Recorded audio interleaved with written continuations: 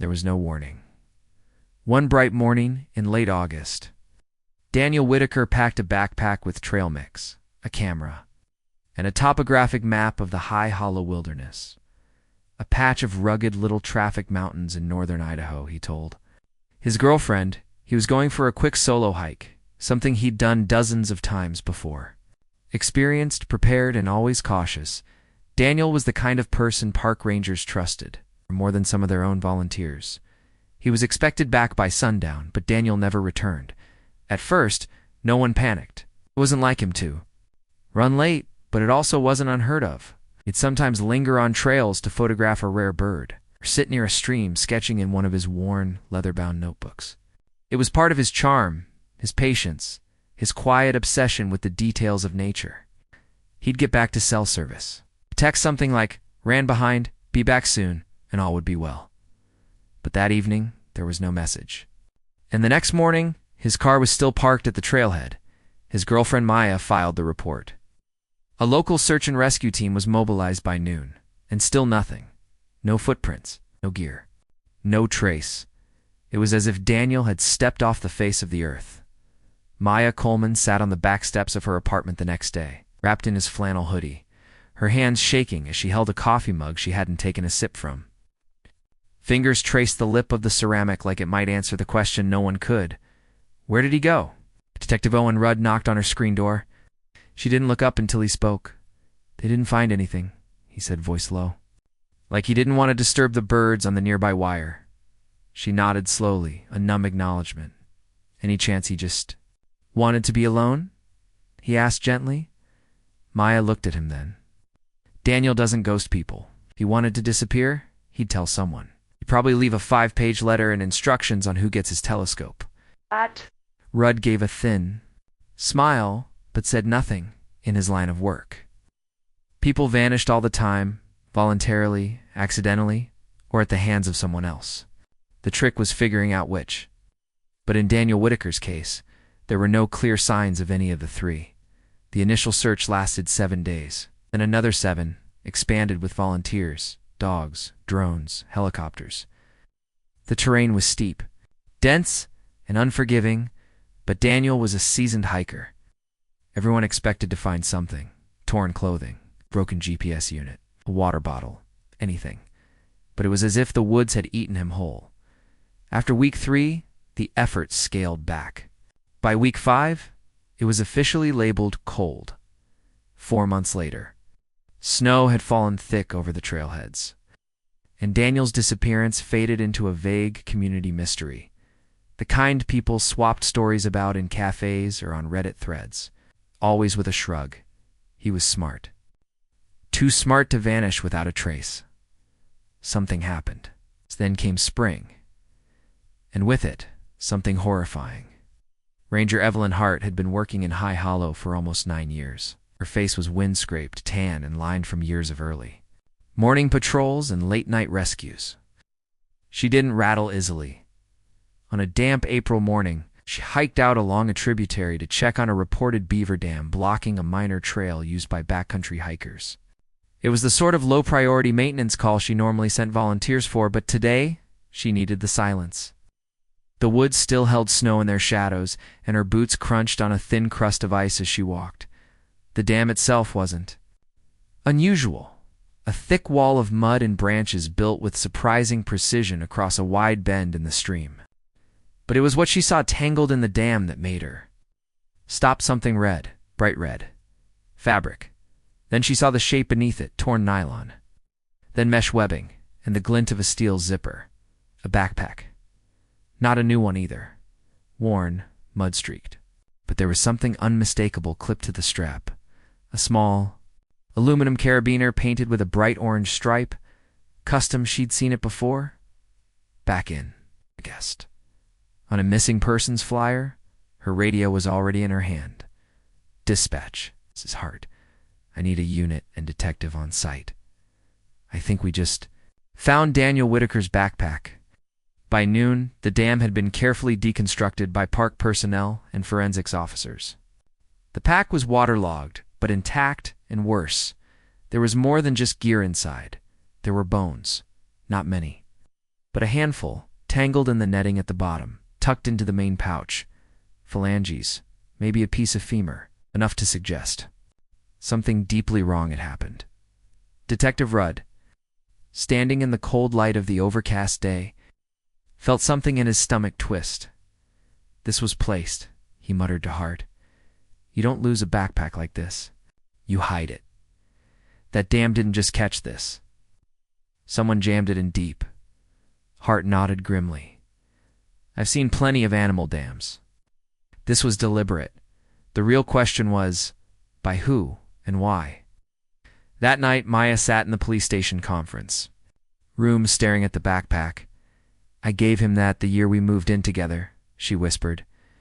Her fingers trembled as she reached out and touched the orange carabiner. He said he liked the way it clipped to the side, quick grab for rope. What was in it when he left? Rudd asked gently. She closed her eyes. Trail map, his sketch journal, a pen looped with green tape, 2 granola bars, a thermal blanket, an emergency beacon, and his camera. Was that found? No. Neither was the beacon. Or the journal. She reached into the pile of contents. The forensics team had laid out and hesitated. This... This isn't right. What isn't? Rudd asked, stepping closer. She picked up a knife, long, slightly rusted, but unmistakably not, from their kitchen or Daniel's hiking gear. I've never seen this before. It had no fingerprints, no clear brand, no connection to Daniel. But it had been in the pack. It's buried in a beaver dam with a few of his bones, and no camera. That's when Rudd knew. They weren't dealing with a missing person. Anymore, they were dealing with a crime scene. The next week brought more questions than answers. The bones, now confirmed to be Daniel's through DNA, showed no obvious signs of trauma. The state of decomposition made it nearly impossible to determine cause of death. The pack held none of the original food, no water, and no camera. The GPS was missing. The only personal item left intact was a single, mud-smeared photo in a waterproof sleeve. A picture of Daniel and Maya standing in front of a pine grove, taken in the same woods. Maybe even the same week he vanished. The problem? Maya didn't remember that photo being in his pack. She stared at it for hours. And then something caught her eye in the background. Behind Daniel, deep in the shadows of the trees. Something. That didn't belong. A shape. Not quite a person. Not quite. Anything blurry, small, low to the ground. Watching Rudd tried to dismiss it as pareidolia, but the feeling it left the unease was impossible to ignore. Especially when the crime. Lab confirmed the photo had not been taken on Daniel's camera. The lens distortion, the depth of field, it came from an older model, not the Nikon Daniel carried, so who took it? And who put it in his backpack? Later that month, another hiker went missing. This time it wasn't a solo trip. It was a pair. Cousins from Spokane, hiking together through the northern stretch of High Hollow. They set up camp one night, and the next morning, only one remained. The second hiker, Jacob Lee, was gone. No footprints. No struggle. Just gone. His cousin claimed he heard a sound just before dawn, like something brushing the side of the tent. He opened the flap and saw nothing. When he turned back, Jacob's sleeping bag was empty. They searched for days. They never found him. Back at the ranger station, Hart met with Rudd late one night, flipping through weather reports, topographical maps, and older incident files. She was circling something with red marker on the trail grid.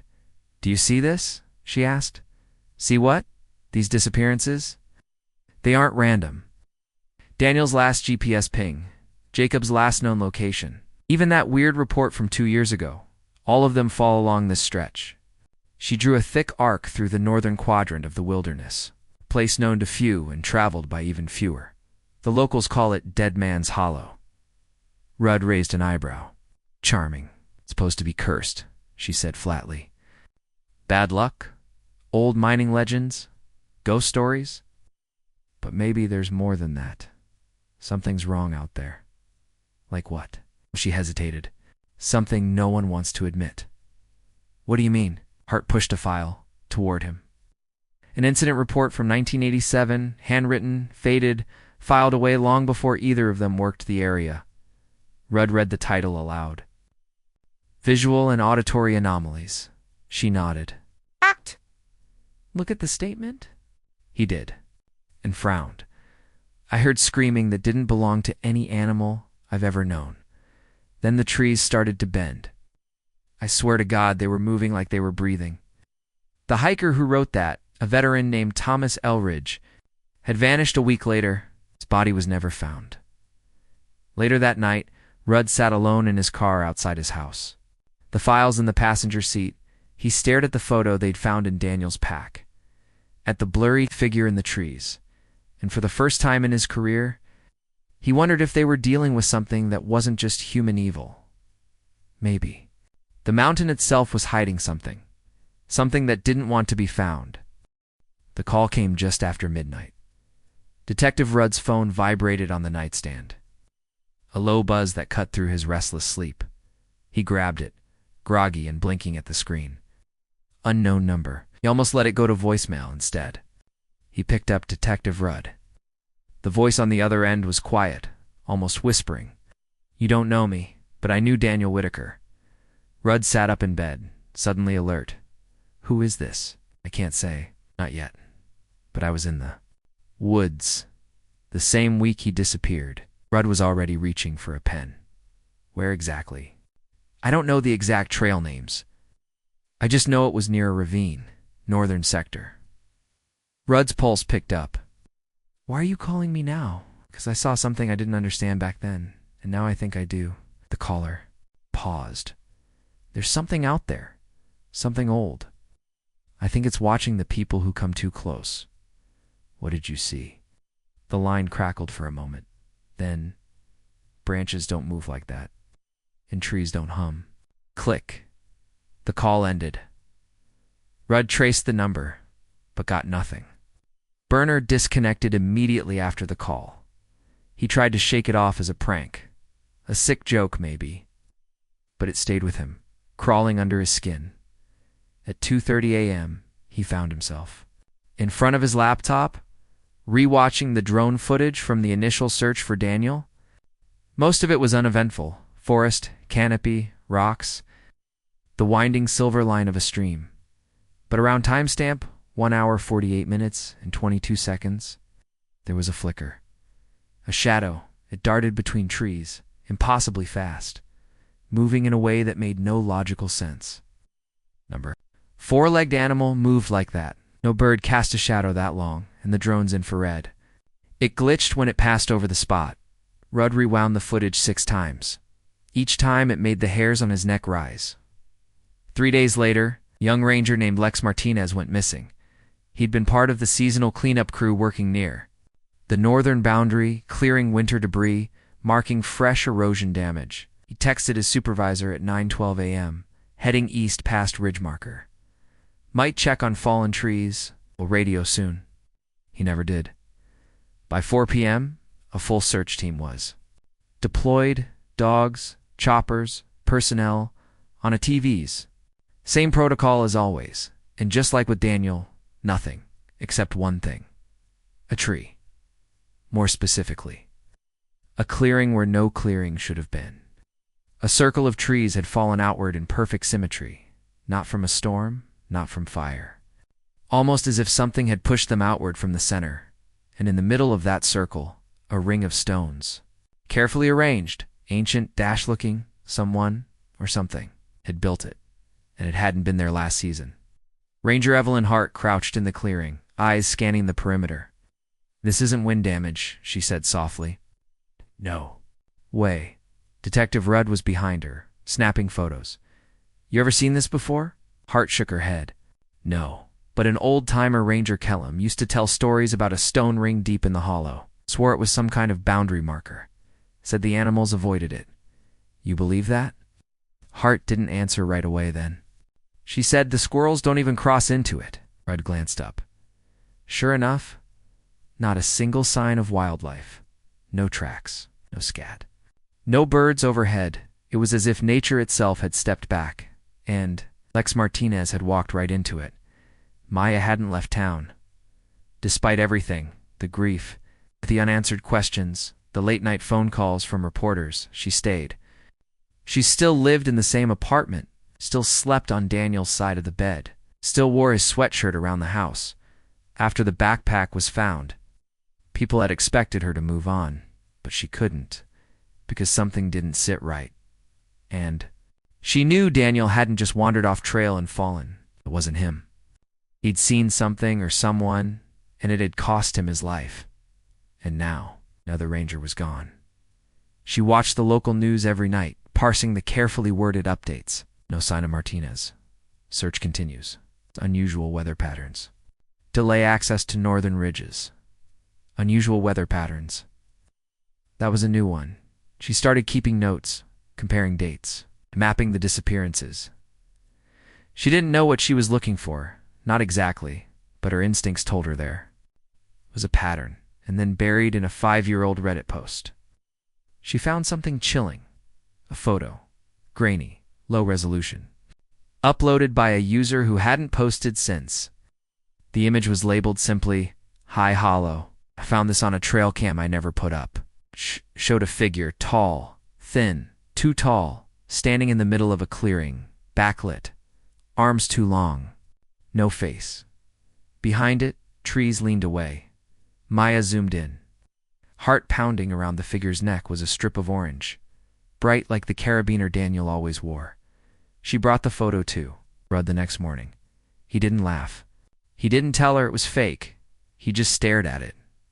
"Where did you find this, Reddit? The post is 5 years old." User. Deleted. He printed it, added it to the growing stack of documents on his desk. Then he opened his locked drawer. Inside was Daniel's recovered photo, the one from the backpack. He placed them side by side. 2 photos, 2 different years, 2 different cameras. But in both, something wrong lingered just beyond the tree line, watching, waiting, that night. Evelyn Hart dreamed of whispering trees. She woke at 3:14 a.m., drenched in sweat, heart racing. There had been something in the dream, a voice, not her own. Murmuring words she didn't understand, foreign, old. Not a language, but something deeper. She got up, hands trembling, and wrote down the only thing she remembered. It doesn't come from the mountain. The mountain grew around it. She didn't sleep again that night. 2 weeks later, another call came in, a father and son. Camping on the southern edge of High Hollow, reported hearing something during the night. The father described it as a low hum, like a massive tuning fork vibrating through the trees. The sound had no source. It didn't move. It just ... was. Then they saw the lights, floating pale green, like bioluminescence. They left camp that night and drove 2 hours home without stopping. The father filed a report the next day. By then, their campsite was gone. Rangers who checked the coordinates found only trees. No fire pit, no tent poles. No footprints, no sign they'd ever been there. Maya started to get letters. No return address. Just one envelope at a time slipped into her mailbox. Each contained a single sheet of paper, handwritten, tight cursive, slanted. The first note said he knew what he saw. That's why he didn't come home. The second, it doesn't kill fast, it waits. The third, the stones are the key. Don't let them move the stones. She gave them all to Rudd.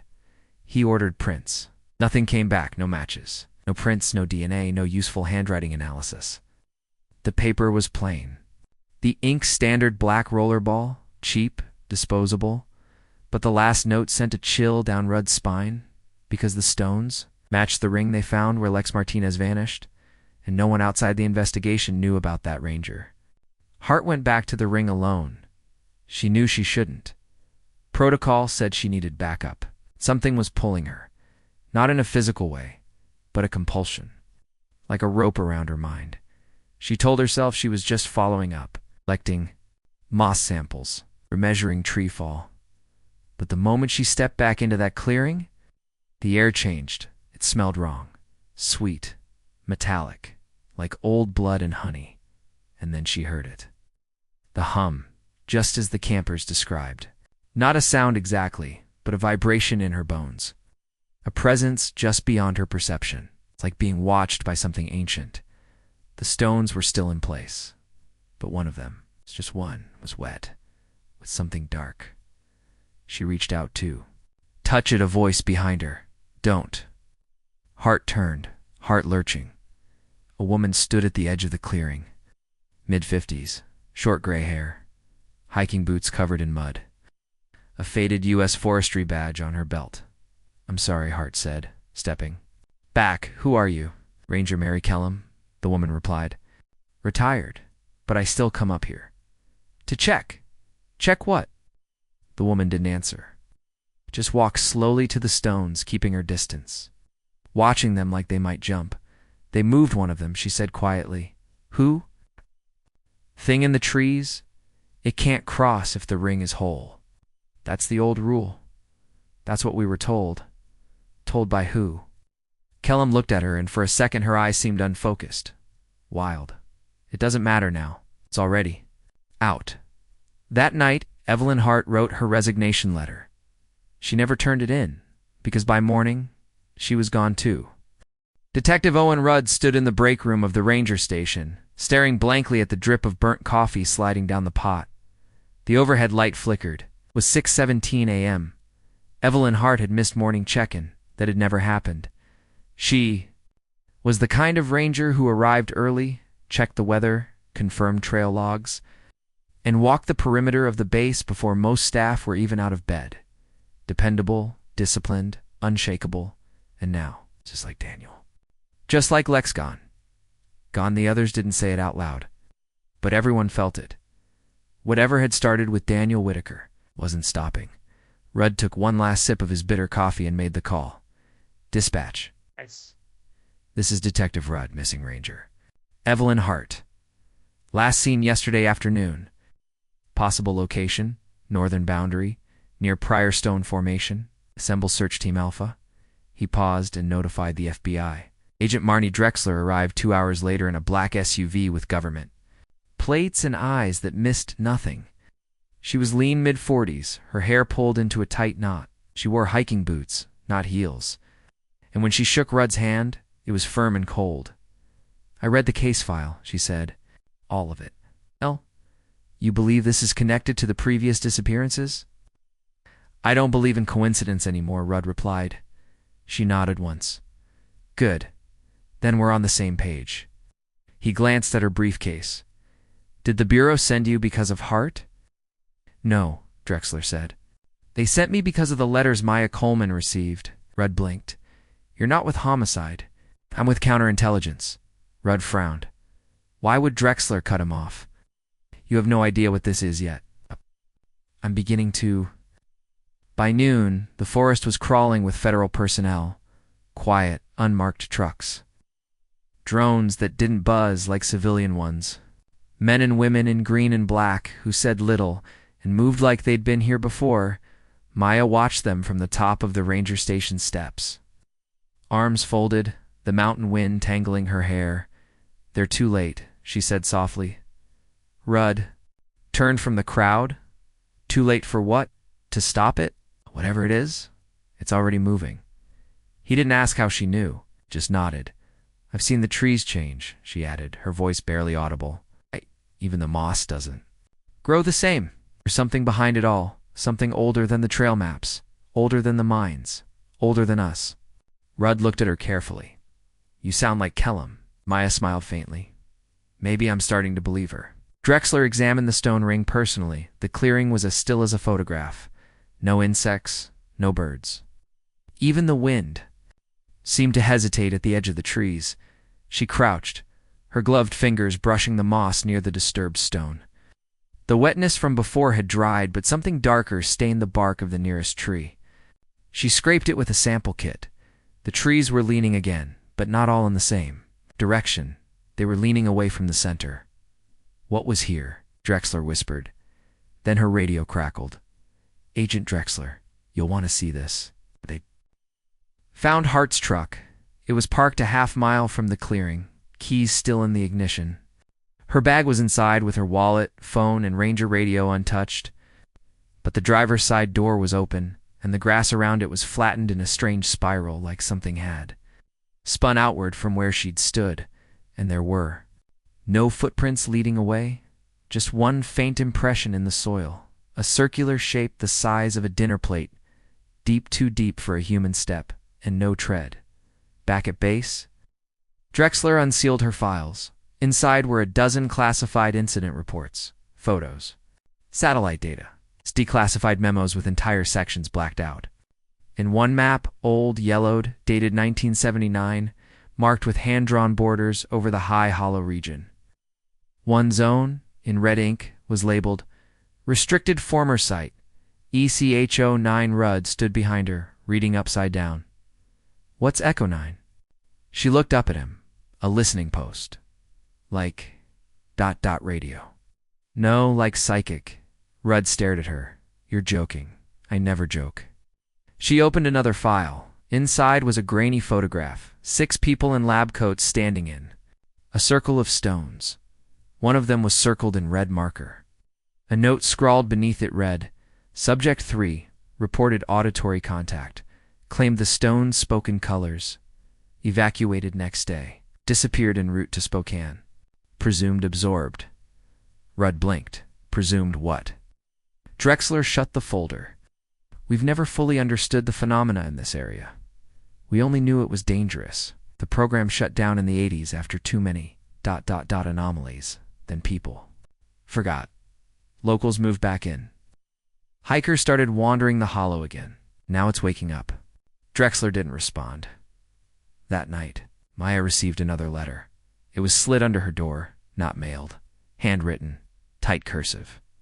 Do not trust the agents. They think it's dormant. It never was. The stones are the locks and someone has been turning the key. Agent Drexler interviewed Maya the next morning. It was polite at first. Questions about Daniel, his mental state, his hiking habits, but it turned sharply when Drexler laid the letters out in front of her. We think the writer is someone from inside the former Echo program. Maya didn't blink. Makes sense? Have you noticed anyone following you? Yes. Describe them. Tall, always in black. They don't blink. And they don't leave footprints. Drexler paused. You're being sarcastic. I'm not. You saying you've seen them? I'm saying I've seen something. Drexler sat back. What do you think it wants? Maya looked her in the eye. To be remembered. Meanwhile, a drone operator found something unusual during a sweep of the northern ridge. The video was glitchy, static bursts, color flickers. But at timestamp, 0 hours, 14 minutes, and 47 seconds. The feed dropped into infrared and captured a heat bloom moving under the forest. Canopy, it wasn't a human signature. Too big, too cold, and it moved with purpose, like it knew it was being watched. Seconds later, the drone lost contact. The team recovered only half the footage, and the camera lens had melted. On the 6th day of Hart's disappearance, a patrol found her name carved into the trunk of a pine tree. Not the full name, just ELY. The bark was peeled clean, as if with surgical precision, and beneath the carving, pinned with a twig, a piece of her uniform badge, bent, burned at the edges. That night, Drexler held a closed-door briefing with Rudd. Whatever's out there doesn't want to be found, she said. And it doesn't kill for food. It kills for silence. Rudd rubbed his eyes. You still think it's connected to that old program? I think it never ended. She spread out the photos. Evelyn Lex. Evelyn. The campsite. The stone ring. I think someone is reactivating it. Rudd frowned. Who would do that? Drexler handed him a satellite image, fresh, taken just 2 days earlier. Almost outside the hollow, almost outside the known trails. A second ring of stones had appeared, new, precise, already mossed over as if it had been grown overnight, and in the center. A tent. A small, one-person tent. The heat signature inside was faint alive. They reached it by noon the next day. No name on the tent. Just green canvas, fraying ropes, to smell like wet leaves and rust. Inside was a man, barely alive, eyes wide, unblinking, hands scarred. Hair matted with sap and dirt, he whispered something as they approached. At first, they couldn't make it out. Then Drexler leaned in and heard it. "The hollow doesn't take you. It waits for you to offer yourself." "Who are you?" asked. The man looked past her, at the sky, at the ring of stones, and he smiled. "I was the first one in. Echo program." His grin widened. "No, before that." He collapsed. His pulse flatlined. 2 minutes later, his body temperature 84 degrees, and dropping. Even in death, he was too cold. That evening, Maya found one final envelope in her mailbox. No letter, just a photograph. It showed Daniel standing in front of the same pine grove as before, but this time, he wasn't smiling. He was looking at something behind the camera. His eyes were wide, mouth slightly open, and his shadow was wrong, twisted, long, stretching toward something that cast no shadow of its own. On the back of the photo was a single word, scrawled in block letters: return. They buried Evelyn Hart in an empty casket. Her family chose a trailhead for the ceremony, not the church, not a funeral home, but the edge of the hollow where she'd once taught survival classes, told stories around ranger campfires, and helped lost hikers find their way home. Now she was one of them. The lost Maya watched from the back, arms wrapped around herself in the cold April wind. She didn't know Evelyn well. A few short conversations. A kind word when Daniel first went missing. But this quiet service with too few mourners and too many questions, felt familiar. It was the same way they'd said goodbye to Daniel, except now. Maya wasn't just grieving, she was waiting. For whatever came next. Agent Drexler didn't attend the funeral. She was across town, sitting in a nondescript conference room at a government facility no one used anymore. The windows were boarded up. The halls smelled of dust and long-dead mildew. She placed the satellite image on the table and slid it toward the man across from her. "I need full declassification," she said. He was older, gaunt, with watery blue eyes and a hearing aid that whined faintly before he adjusted it. "That's Echo 9 territory," he said without looking at the photo. "We shut it down for a reason, then you know what we're dealing with." The man exhaled through his nose. "You'll find nothing in the official logs. We were never allowed to write down what we saw. That was part of the protocol." "I'm not interested in the logs," Drexler said. "I want to know why the stone rings are multiplying." The man looked at the image, paused, then said, "We were told the stones were anchors, each one a pin holding it in place. What happens if they're moved?" The man didn't answer. He just stared at her. Then finally he whispered, "Remembers pain." That same night, Maya had another dream. Not the restless, vague nightmares she'd been plagued with since Daniel vanished. This one was clear, focused. She was standing in the hollow, alone. But the forest looked different. Older. Trees were enormous, gnarled and covered in thick black moss. Sky was orange. The air didn't move, and in front of her stood Daniel, not quite right. His body looked the same, but his eyes were wrong too still, too calm. And when he opened his mouth, the voice that came out wasn't his. "You're not ready to see it yet." Maya tried to speak, but she had no voice. He stepped closer. "But it sees you." Then the ground beneath her opened, and she fell into blackness. She woke screaming. Detective Rudd was beginning to unravel. 3 missing. No. Suspects. No motives. No bodies. He sat in his office at the edge of the ranger station, surrounded by photos, maps, and newspaper clippings. A red string web crawled across one wall, connecting pins that went back decades. Disappearances, unexplained lights, drone malfunctions, ranger transfers, whistleblower suicides. Every red string converged in the same place. The hollow, the pattern, was undeniable, and buried in a 1991 clipping about a missing hunter named Wyatt Abel. He found a strange quote, one that hadn't made the print edition, but survived in a microfilm scan. He said something was growing under the mountain. Something that listens. Rudd circled the quote. Then he underlined it twice. In early May, a hiker stumbled onto something unexpected. A new trail cut clean through a section of forest that hadn't been mapped or maintained. Fresh blazes on the trees, marker stones embedded. In the dirt, perfectly symmetrical. It's perfect for casual trail work. The odd part? The Forest Service had no record of it. No rangers had been assigned to that region since Evelyn's disappearance. No permits filed. No volunteer reports. The trail hadn't just been found, it had been made recently. Drexler arrived on site within 2 hours. She knelt at the first blaze, a symbol carved into the bark, not the usual slash. It wasn't letters. It's not a hiker's mark. It looked almost mathematical. A loop intersecting with a diagonal line, closed in a rough square. She didn't recognize it, but someone else did. One of her agents approached, holding a worn field manual, one that hadn't been issued since the Cold War. "It's a containment sigil," he said quietly. "We used it in Echo 9 to mark hot zones." "How many times did you use it?" "Twice." "What happened?" He didn't answer. Drexler didn't press. She simply followed the trail. The new path led to a clearing. Of course it did. Another circle of stones. Smaller than the others. Incomplete. Only 6 stones. One was missing in the center. A crude wooden post. And nailed to that post, using an old rusted railroad spike. A single object. A camera.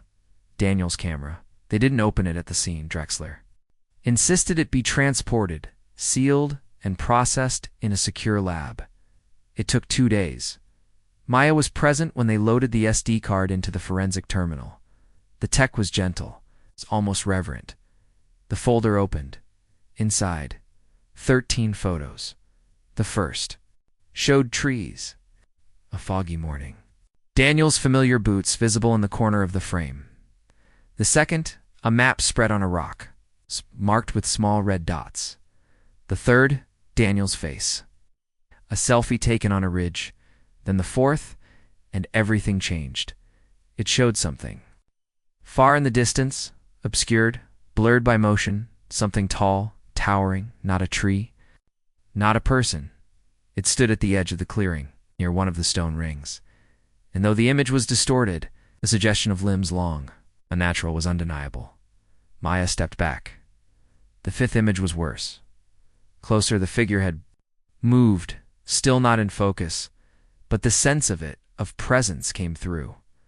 A wrongness in the proportions. A dark pit where a face should be. Photo 6. Through 11 showed more of the forest, each image closer to the creature. Like Daniel had been walking toward it, or it had been walking toward him. Photo 12 was black. Nothing but noise. As if the lens had been pressed into dirt. And then photo 13. Still shot Daniel, lying on the ground. Eyes open. No wounds, but something in the expression, pure terror. And above him, just at the edge of the frame, a shadow in mauve. Watching the file metadata said the last image had been taken at 2:14 a.m., but Daniel had vanished in the afternoon, and the photo time stamp. August 18th, one day after he disappeared, Agent Drexler ordered the entire hollow closed to civilian access, officially. It was for wildlife management and trail safety review. Unofficially, the forest was under lockdown. And late that night, Maya received another letter. No envelope, just taped to her apartment door. He gave the camera back. "It means it's done showing. Now it will start taking." The next morning, the sky turned the wrong color.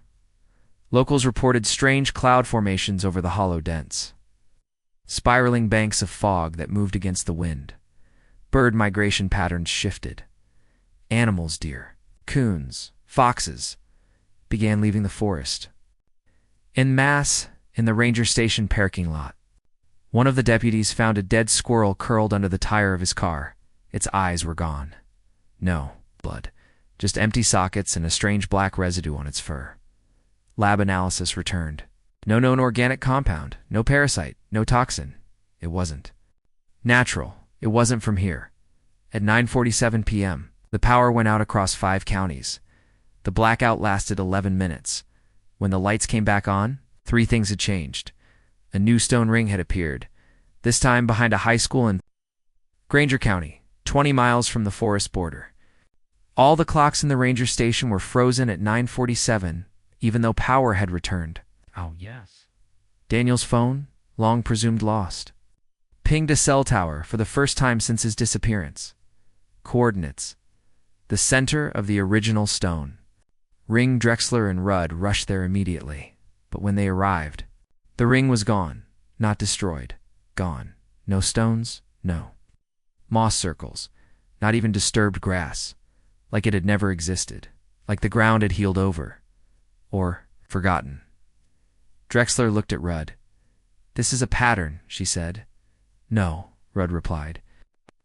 "This is a ritual." They stood in silence as the night grew cold around them, and in the trees beyond the clearing, something moved, something large, something waiting. The town of Clearwater, population 3,382, sat 15 miles east of the high hollow forest border. What? It had one diner, one church, one bar, and a gas station with pumps older than most of the locals. It was a quiet place, the kind of town where the news stayed small: traffic accidents, bear sightings, high school football scores. Until the dream started. It began on a Tuesday. Half the residents reported vivid, repeating nightmares, dreams of walking through the woods, barefoot. Unable to stop, the trail never ended. The trees whispered in a voice no one could understand. A pulse beat beneath the soil. By Friday, 37 people had visited the local clinic complaining of insomnia, tremors, nosebleeds. On Saturday morning, a 16-year-old girl named Grace Ellison walked into the church barefoot, eyes wide, whispering, "It's calling me home." Then she collapsed and didn't wake up. Ranger Evelyn Hart had been missing for 19 days when her body was found, or what was left of it. A maintenance crew surveying a power line route along the hollow's western edge discovered what they first thought was a downed elk, fur and bone, and something glinting in the morning sun. It was a belt buckle. Forest Service issue, stamped Hart. The rest of the remains were scattered in a wide arc. Her clothes were folded neatly on a nearby stump. Boots side by side, her name tag placed precisely on top. But the autopsy revealed something stranger. There was no trauma, no animal predation. Her body had simply stopped, as if every cell had been turned off. Like a light switch, Agent Drexler called an emergency meeting. It was 3 a.m. She didn't care. Rudd was there, eyes bloodshot. Maya, too, pale and silent, sitting in the corner wrapped in Daniel's jacket. A few other federal agents stood along the walls, holding tablets, maps, satellite prints. Drexler didn't sit. She stood at the head of the table and spoke without preamble. "It's migrating." Rudd rubbed his face. "What is the field? Affect the influence, whatever you want to call it. It's no longer confined to High Hollow." She clicked the remote in her hand. The screen behind her lit up with a map. Heat signatures. Anomalies. Dream pattern clusters. A red zone bloomed across half the county. "It's expanding," Drexler said. "It's feeding." "On what?" Maya asked. Drexler looked at her. Attention, memory, fear. She tapped a second image onto the screen. A collection of symbols drawn in red on old bark. Matched to Daniel's recovered map. These weren't just markers. They're coordinates. A route. And someone's been following it. She turned. To Rudd, the stones weren't random. They're not even old. Someone is building them. Rudd stared. "You're saying this is, what, a cult?" "No, a ritual." "By who?" "We don't know yet, but you know where?" She nodded once. "We think the source, the origin point, is underneath the hollow. Beneath the ridgelines, the ravines, the endless, unmapped forest. A cave. One no one had entered in nearly 50 years. Because the last time someone went inside, they never came back. Maya didn't sleep that night. She walked the length of her apartment, again, opened drawers, closed them, checked the windows. Every time she passed the mirror near the bathroom, she turned her face away, because earlier, when she'd caught her reflection out of the corner of her eye, She hadn't been looking back. The cave was called Tanner's Hollow, though no one could say who. Tanner was dot. It didn't appear on any modern maps, only in a surveyor's log from 1938, scribbled in pencil. Narrow vertical shaft, unusual temperature drop. Audible hum. Recommend ceiling. The entrance was hidden behind a rockfall and a curtain of ivy. Only found because Maya recognized the description from Daniel's journal, a passage she hadn't noticed before. If the light bends inward, I'll know I'm close. The cave breathes when it's hungry. She thought it was metaphor, until she read it again and felt something stir inside her. They reached it on foot, Drexler, Rudd, Maya, and a two-man tactical team. It was nearly dusk when they stood before the cave mouth, just a narrow split in the rock, barely wide enough for a person to fit through, the air that spilled. Out was cold, unnaturally cold. Not the chill of earth and shadow, but the absence of warmth. Like something behind the stone didn't want to be touched by time. Rudd stepped back. Drexler turned on her flashlight and ducked inside. Maya followed. Her feet moved before her brain could argue, because something inside was calling, and she was. Done ignoring it, inside the cave descended sharply, 50 feet down, then another 100. No bats. No insects. No sound but their own breath and the soft scrape of boots on stone. The hum began around the 200-foot mark. Faint at first, then louder. It wasn't a sound. It was a feeling. Pressure behind the eyes, in the chest, like standing too close to. A speaker at full volume with no noise at all. The walls began to change. From rough granite to something smoother, glossier, like glass that had melted and hardened again. Are these burn marks? Rudd asked. Drexler ran her fingers across the black, warped stone. No, she said. This isn't burned. This was formed.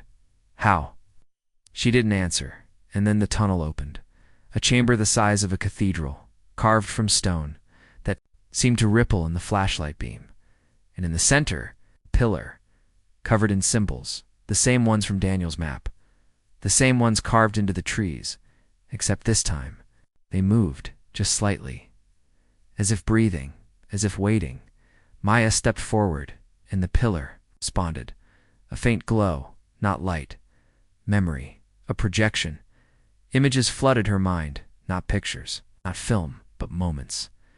Daniel's face, his fear. The shape behind him, then something deeper. A forest long before roads. A stone ring, untouched by moss. Voices chanting in a language. No mouth was meant to speak. The feeling of being watched by nothing, and then Daniel again holding the camera, whispering, "It doesn't live in the forest. The forest lives in it." Maya staggered back. She was on the ground. Drexler was beside her, shaking her. Maya, she blinked.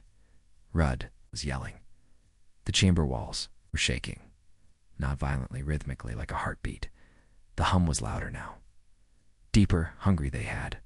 To leave now, the team barely made it out before the cave mouth collapsed.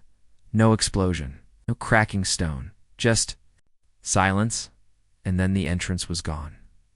Like it had never existed. Like the forest had closed its mouth and swallowed the memory hole back at the station. Maya didn't speak for 12 hours. Then she stood in front of the war room wall, staring. At the map, her finger tracing the red string lines. "The rings are protective," she said quietly. Rudd looked up. "What?" "They weren't built to let it out. Ow. They were built to keep it in." Drexler turned slowly. "You're sure?" Maya nodded. "And someone's been removing them, one at a time." Drexler's eyes narrowed. To what end? Maya's hand paused at the center of the map, the heart of the hollow. Not to release.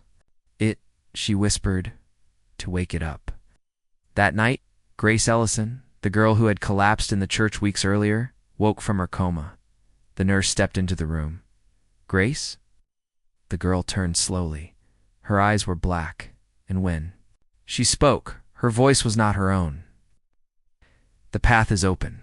Then every monitor in the hospital shorted out, and every clock stopped at 3:13 a.m. in the forest.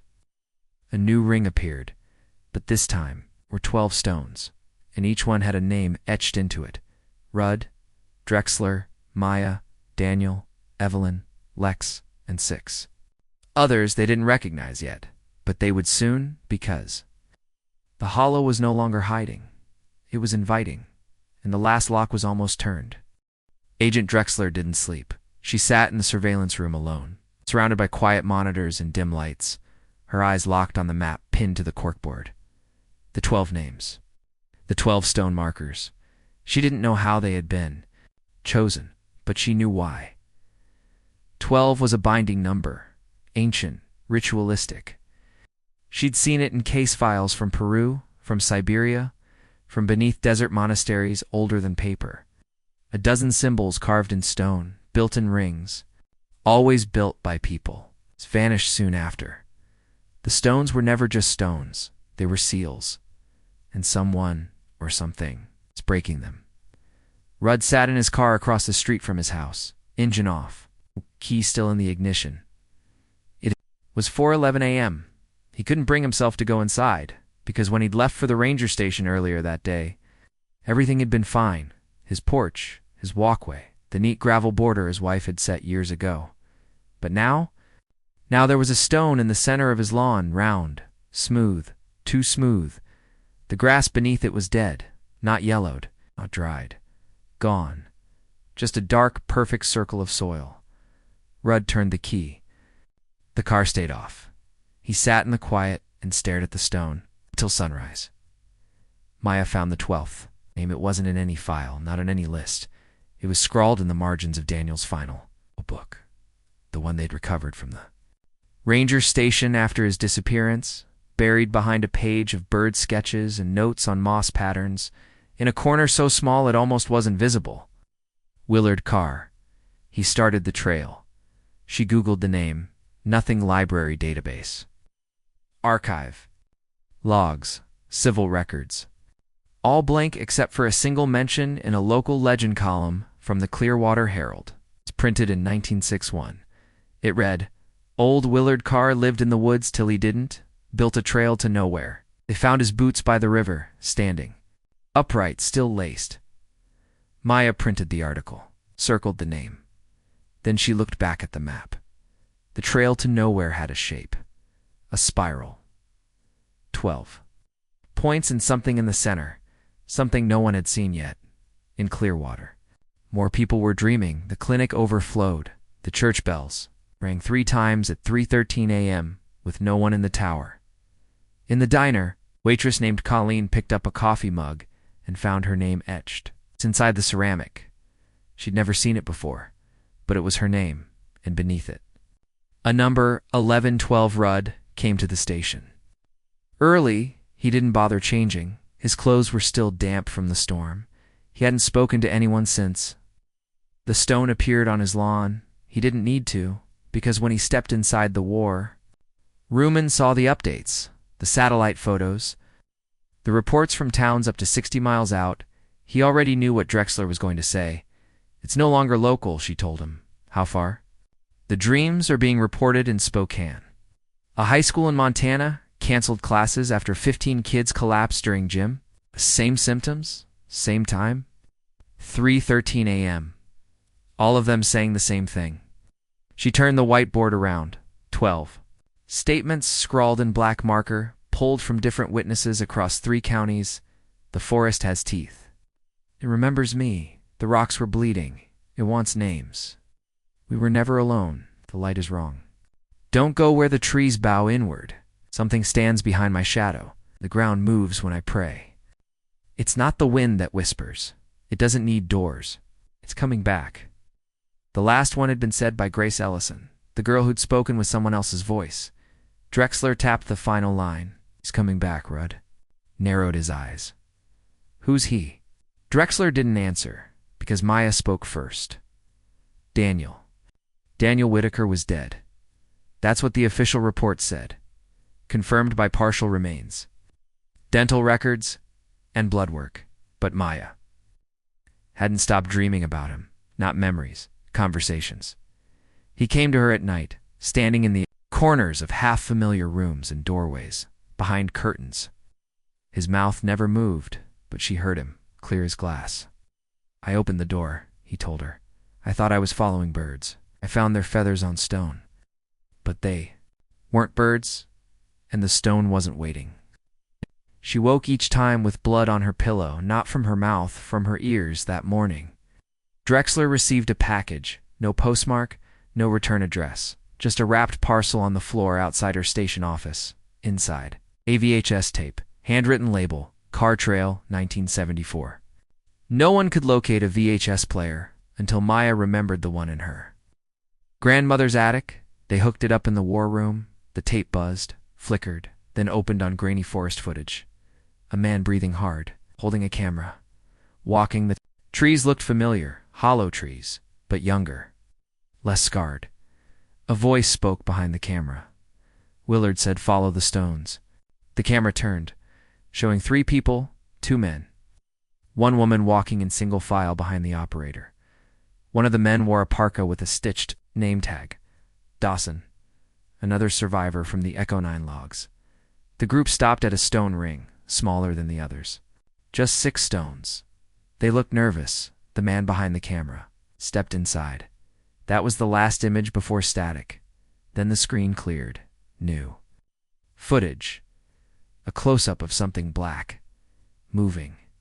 Then a scream. Then nothing. When the tape ended, no one spoke for a full minute. Then Drexler said, "That footage predates Echo 9 by 7 years." Maya whispered, "Willard Carr was real." Rudd said nothing, because he'd recognized the scream. It was the same one that played in his dreams. Every night, the scream that made the trees bend inward.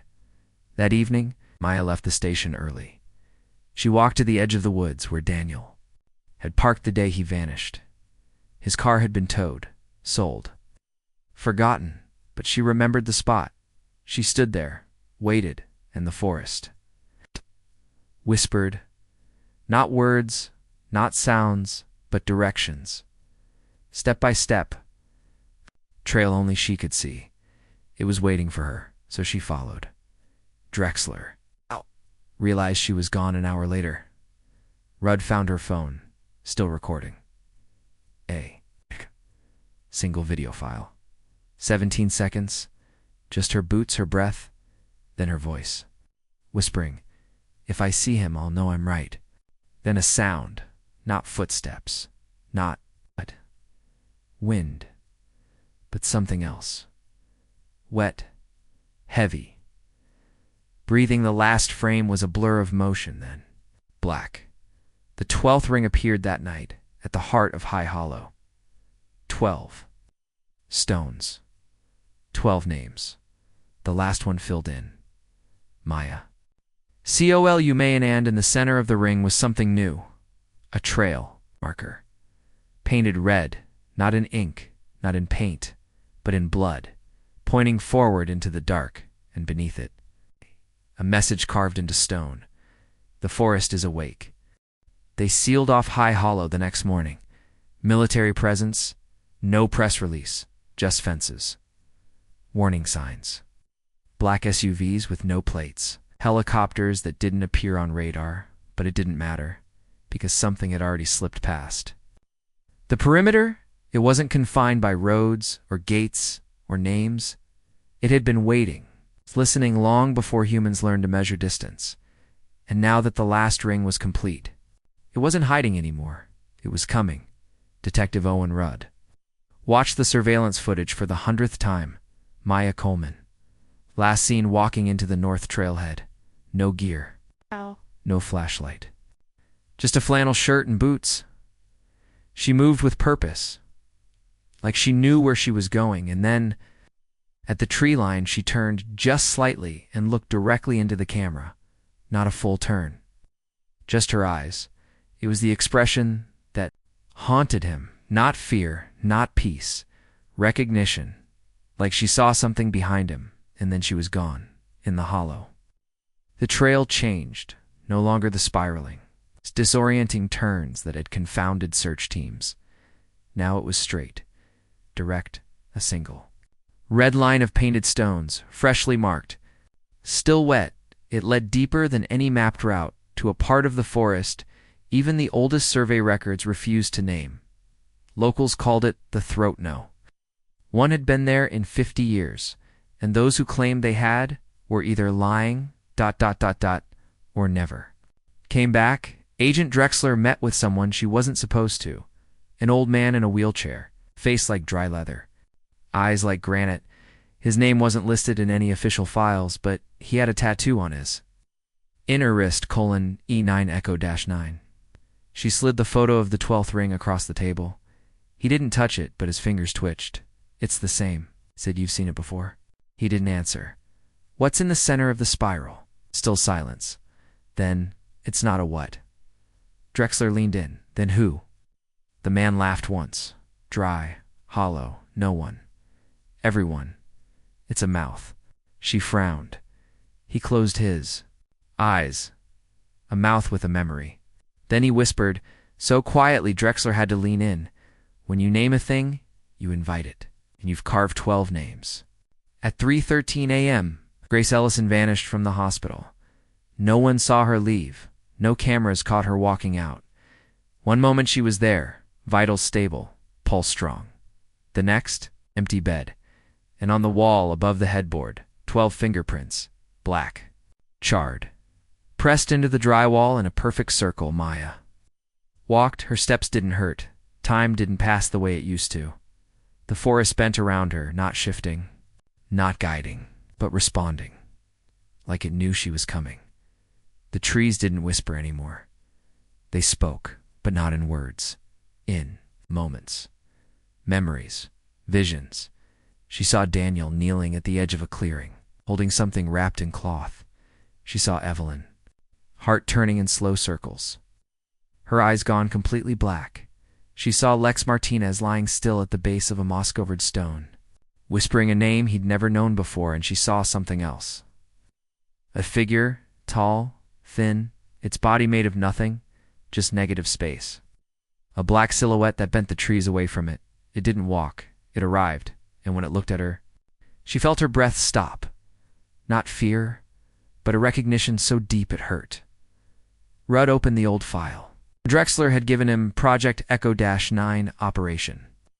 Transcripts, experimental logs, test subject accounts. One transcript in particular caught his eye.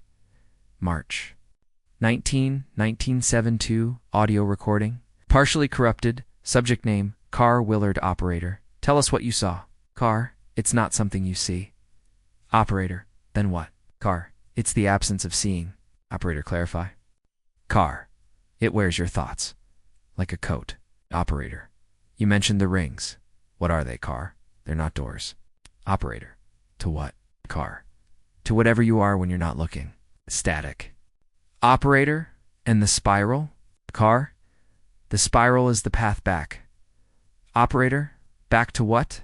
Carr, paused to before.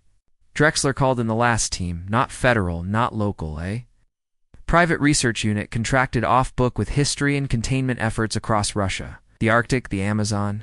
They carried strange equipment, motionless drones, thermal rods, dowsing pendulums made from something not metal and not stone. They weren't trying to fight it. They were trying to measure it. And one of them, a man with black gloves and silver-rimmed glasses, told her something in perfect calm. You're not at war.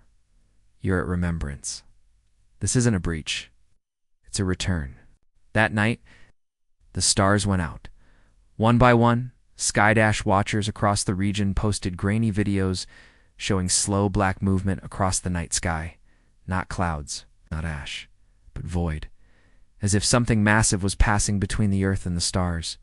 Something that didn't reflect light, didn't block it, just ate it. Then the signal blackout began. No phones, no radios, no satellite pings, just quiet and a faint, deep tone every 37 minutes. Tone no one could trace, but everyone could hear, even without speakers, even in dreams. Maya reached the center of the spiral. It wasn't a clearing. It wasn't even a place. It was a moment, a crack in the timeline of The hollow, where everything folded inward. Light, sound, memory. It felt like standing inside a photograph of a heartbeat. There was no ground. Beneath her, no sky above. Just stone, and one figure. Not Daniel, but shaped like him, built from his. Absence, it wore his jacket, his posture, but not his eyes. And when it spoke, the voice echoed in 12 directions. You gave it a name, now it gives you one. Maya whispered. What am I? Step forward. No sound. No movement of leaves, it just was. You are the door. At 3:13 a.m., every bell in Clearwater rang at once. Even the broken ones. Even the ones without clappers. The sound was deep. Wrong, like a siren underwater. The noise lasted 12 seconds. Then everything stopped. And in every house, in every barn, in every truck parked along the highway, the same symbol appeared. A spiral, drawn in ash. Rudd stood in the center of the war room, holding the last printout from the Econine archive. It was a memo single. Line, no context, no sign dash off, just 12 words. The hollow is not where he went missing, it's where he returned. He looked up and realized something else. 12 names, 12 rings, 12 steps in the spiral, in 12 days until the equinox. Drexler found a message carved into the floor. Of her motel room that night, it hadn't been there when she left. The carpet had been peeled. Back. The floorboards scored deep. The words were simple. Open. The forest didn't hide anymore. It extended by morning. The hollow reached all the way to the edge of Clearwater. Trees grew where buildings used to be, streets twisted. GPS systems blinked out. Children saw people standing in their rooms who vanished when the lights were turned on, and every pet in town sat facing north at the same time, waiting, listening, remembering. They shut the highway down at dawn. No detours, no announcements. Just barricades and an eerie stretch of silence as all incoming signals to Clearwater vanished. Power failed. Streetlights dimmed, then went dark and still. No panic because no one could remember what day it was. The people in town had stopped tracking time. It was like a fog had settled behind. Their eyes, not FORGETFULNESS. Rewriting the hollow wasn't approaching anymore. It had arrived, detective. Rudd tried to leave Clearwater just once. He didn't pack a bag. He didn't tell anyone. He simply got into his car, turned on the engine, drove. The sky was clear. The road was empty. But 20 minutes later, past the same gas station, the same mile marker, the same fallen billboard advertising, Pete's Tire Barn 6 miles ahead. He turned around, drove back the way he came, and still, 20 minutes later, Pete's Tire Barn 6 miles ahead. When he got out of the car, he found a stone under his front seat, smooth, warm to the touch, etched with a single spiral. Grace. Ellison was found at the edge of the old rail yard, kneeling in the grass, eyes closed, arms outstretched like someone waiting to be lifted. She wasn't injured, she wasn't scared, but when they tried to move her, she opened her eyes and whispered, "He's already here." When asked who she meant, her lips moved, but no sound came out, only a low static hum. Then blood began dripping from her ears again. Same as Maya, same as Daniel, same as Willard Carr, same as everyone marked by the spiral. Drexler went back to the archive, not digital, physical. Back to the sealed concrete room in D.C. known only as Sector. Gray where Econon's redacted files were boxed and forgotten. She searched through dusty, hand-labeled tapes, photos, and carbon-coated field notes, and then she found it. A folder marked Carr. Inside, an aerial photo dated May 5, 1974, showing a massive, perfect spiral cut into the tree line of High Hollow. A hand-drawn map labeled Carr's Trail, identical to Daniel's, and a note paper-clipped to the top sheet. Written in shaky handwriting, the 13th ring was never built. That's why it's still watching. Drexler's breath caught. She flipped to the last page. A rough sketch. A symbol. Not a spiral, but a circle. It's broken in one place. An open ring. And below it, If the 12th name is written, the 13th will wake. The clocks in town stopped ticking, but not all at once. One by one, as if time itself was being harvested by noon, every analog clock had frozen, every digital display blinked 3:13 a.m., and every reflective surface mirrors, windows, phone screens, began showing glimpses of places that shouldn't exist. Forests where stars hung too low. Rooms with no corners. People standing still, blinking in perfect unison. And a figure watching from just beyond the edge of vision, so tall, its head always out of frame. Maya walked the spiral. She hadn't eaten, hadn't slept, and still she felt no fatigue. No hunger, only a pull. Each stone ring she passed vibrated slightly, as if acknowledging her, recognizing her, accepting her as part of the path. When she reached the 13th site, the one marked but never built, she found it waiting.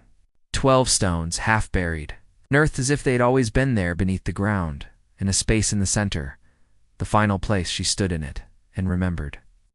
Everything, Daniel's voice, the pulse of the forest, the mouth beneath the cave.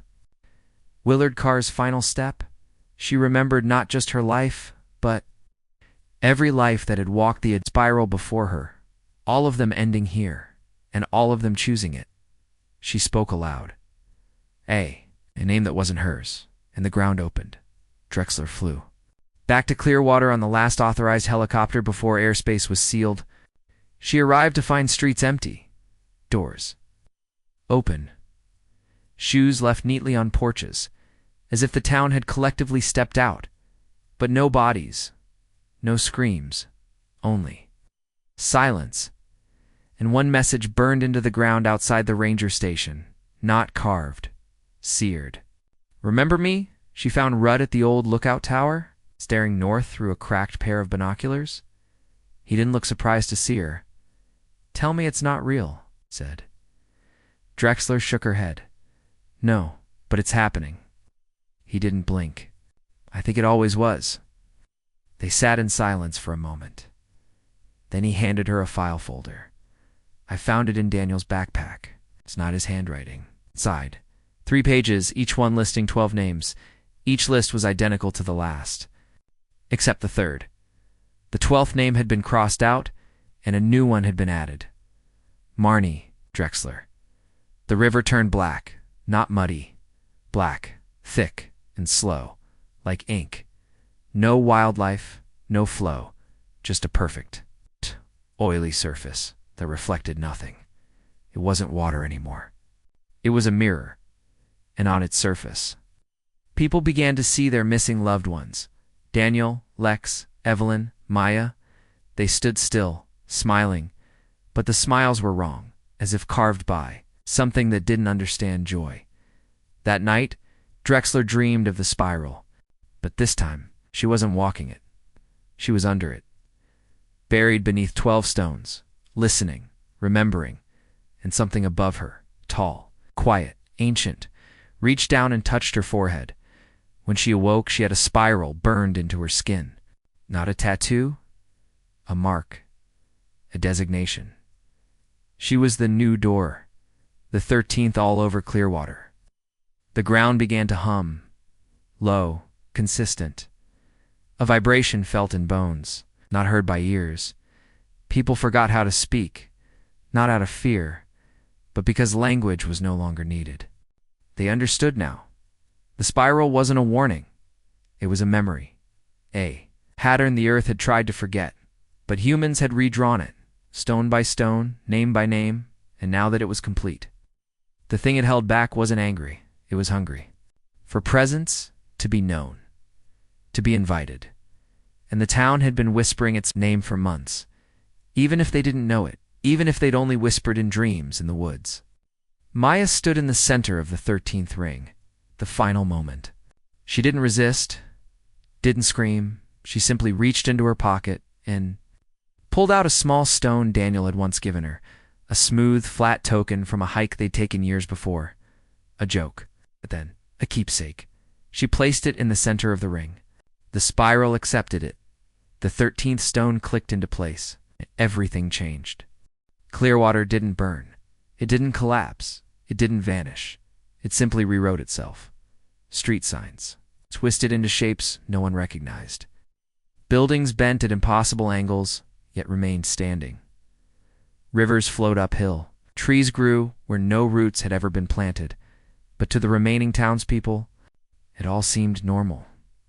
That's what frightened Drexler most. The normalcy of the impossible. Because only she and a few others, whose names had once been written in stone, remembered what the town used to be, what the world used to be. Before the 13th ring, before the spiral awakened, before the door opened, the center of High Hollow was no longer forest. Not in any recognizable sense. Trees still stood, but they pulsed faintly. It's like breathing. Their leaves turned inward. Curled like closed ears, the air smelled not like pine or earth, but dust from a book no one had ever read. Rudd stood at the edge of the tree line. He'd come alone. He couldn't explain why, only that it felt like he'd been invited. The forest no longer felt hostile. It felt ... curious, and that was worse, because he knew what came. Next, curiosity led to recognition, and recognition ... was how it entered.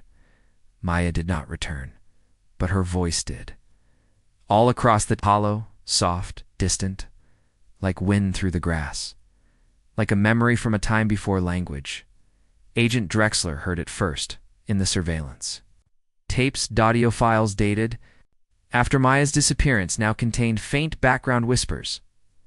You brought the spiral. It didn't want to be forgotten. And louder than all the others, you left the door open. She stopped the tape. It kept playing anyway. Across the state, the phenomenon spread. Small towns experienced synchronized blackouts at 3:13 a.m. Migratory birds altered their flight paths to circle above Clearwater in massive silent spirals.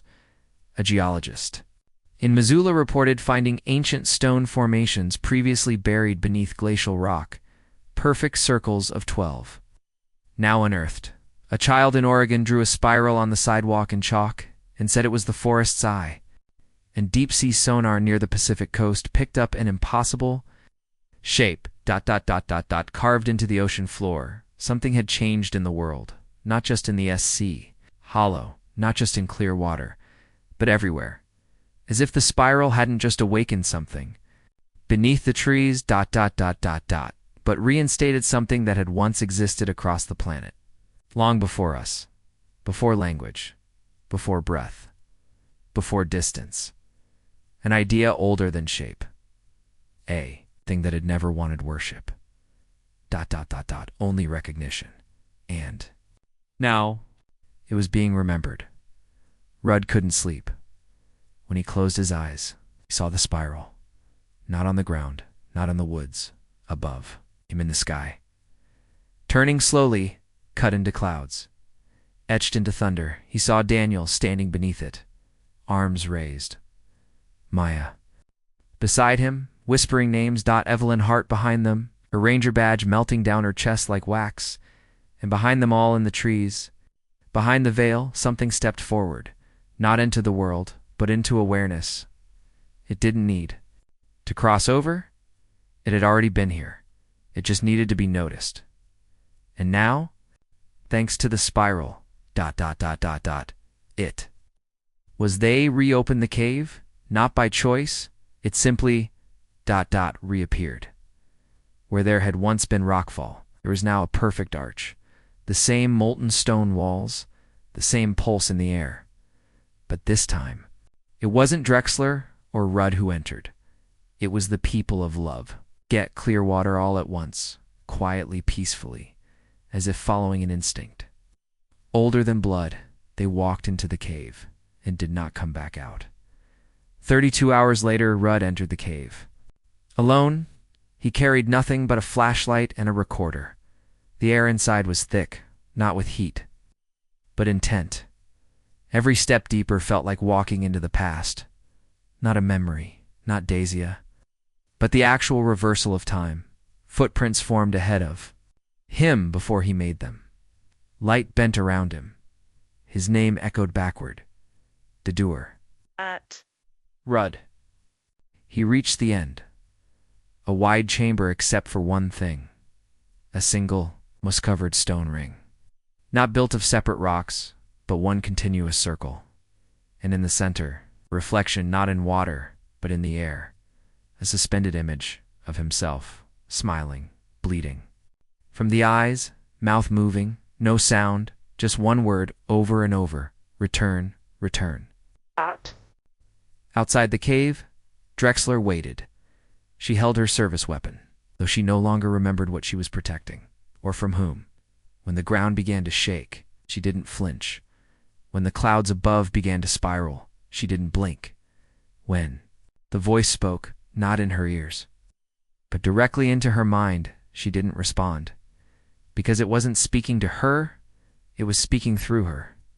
The door remembers, the spiral binds. You were never meant to survive, only to return. People began to forget, not everything, just the wrong things. What year it was, who they'd been before the dream started, the name of the man who'd gone hiking and never came back. The fact that they'd once had names, too, the world outside. Clearwater became an echo, a fading outline. And the people who hadn't walked the spiral, they started seeing signs, moss rings in parking lots, stone spirals on rooftops, names appearing in ash on their walls, their own names beside them. Counting down, Drexler placed the last file into the box, labeled it with a name no one would understand, wheeled it into the vault beneath what was left of the ranger station, and turned off the light. Not because she was done, but because the spiral didn't need to be watched anymore. It was awake, and it had learned to wait. The cave. Mouth closed behind. Rudd, the sky turned black, but the stars didn't come out. Only the spiral, huge, endless, turning, slowly, etching itself into every mind that dared look up. And at the center of the spiral, something moved. Not toward us, not away, just turning like a lock. Almost ready to click into place. And when it did, there were no more search parties. No new missing persons reports. No open investigations. Because by then, no one was left to file them. Clearwater had gone silent, not abandoned, not destroyed, just forgotten, as if the town had never existed. Maps replaced its location with green. No roads, no trails, just untouched forest. Satellite images glitched, showing static or old images from decades prior. And yet, anyone who remembered the spiral knew better, because you don't lose a place like Clearwater. You don't lose the spiral. You become part of it. Some say Maya Coleman survived, that she walked out of the 13th ring barefoot, unharmed, and carrying a stone that shimmered in unnatural light, that she spoke in 12 voices at once, and behind her, the forest followed, growing into towns, into schools, into the edges of memory. Some say she was never real, just a story invented by those who feared what the spiral had shown them. That Daniel was always alone in the woods, that there was no Maya, no Evelyn, no Drexler, only the path, and the spiral walking it over and over, under different names, in a town 3 states away. A child drew a perfect spiral in her cereal with a spoon. She couldn't say where she learned it. In Alaska, a group of hikers found an unmarked trailhead. 12 stones arranged in a crescent. A feather tied to the first with red string. They turned around. Only 10 made it back. 1 month later, one of the survivors etched a name into his mirror while asleep. Daniel. He had never met a Daniel. The spiral no longer needed markers. It was inside the shape of thought, embedded in songs no one remembered writing, in warning signs that had no text, in trail maps with no trails, and those who followed it felt drawn back, not just to the forest, to the moment, to the place where things stopped having names, and started remembering you. Agent Marnie Drexler was last seen in a coastal town, where the tide came in black and thick and soundless. She didn't run. She simply walked into the surf and vanished between the waves. Later, fishermen claimed they saw a woman standing just under the water, mouth open, hands raised, calling to someone, but no one heard her voice. Only the spiral in the foam, spinning, spinning, waiting, and Daniel. We still don't know what he saw. We only know what he showed us. That the spiral is not a curse, it's a reminder. A reminder that the world we know, with its borders, its fences, its maps, is a temporary agreement, a shared illusion, and beneath it all, a design older than light, a door not meant to be opened, but remembered. And in remembering it, we draw it again. We trace the spiral with our steps, with our names, with our fear, until finally, we no longer ask what happened to Daniel Whitaker. We ask, where did we go? When we followed,